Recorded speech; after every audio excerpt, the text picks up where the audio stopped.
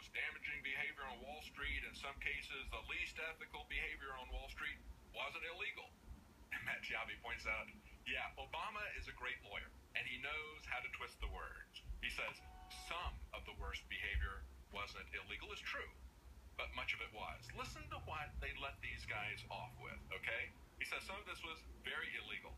They got guilty pleas from these guys for crimes like fraud, manipulation, bribery, money laundering, tax evasion. And this is a description of HSB's crimes from Eric Holder's Justice Department. Quote, as a result of HSBC Bank's USA AML failures, at least $881 million in drug trafficking proceeds, including the proceeds of drug trafficking by the Sinaloa cartel in Mexico, were laundered through HSBC Bank USA. That's what Eric Holder's Justice Department said. $881 million in drug trafficking money laundered by HSBC.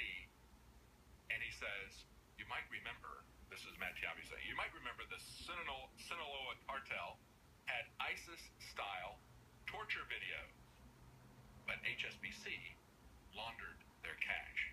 They even created, listen to this, HSBC created a special teller window to make sure that the Sinaloa cartel's deposits were made easier. You hear that?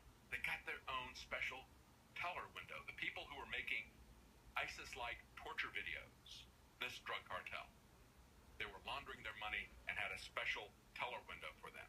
This is, he said, admitted. It is not alleged. This is not a conspiracy theory. Okay?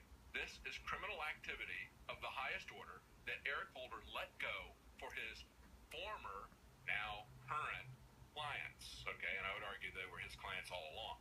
It says, but Holder went out of his way to let them keep their U.S. charter.